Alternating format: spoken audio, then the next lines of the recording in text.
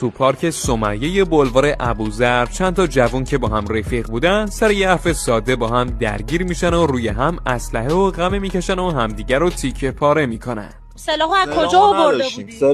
پس کلت از کجا اومد؟ اول حمله ور شدن بعد ما وایسیم از خودمون دفاع کنیم. خب کلتو از کجا آورده؟ ما کلت نداشتیم. ما پس تیر از کجا شلیک شد؟ برای ما نبود. آها یعنی تکذیب می‌کنی؟ آره برای ما نبود. دعوا با دست خالی هم گویا از مد افتاده.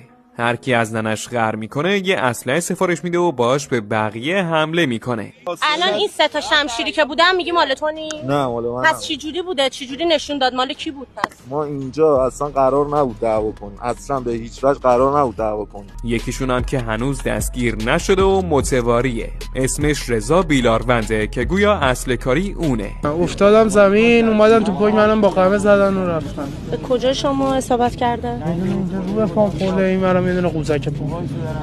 تو پاک با دوستانم نشسته بودیم. مشتبه سراریان به گوشی میزنید گفت کجایی؟ گفتم تو پارکم. تیر خوردم دیگه. رضا بیلاروند اومد اسلحه رو گوش رو سفیدرونم 2 تا تیر زد تو پام. 16 روز تو کما بودم. هم به هم تیر زدن، هم وقتی افتادم زمین مجتبی منو با قمه زد.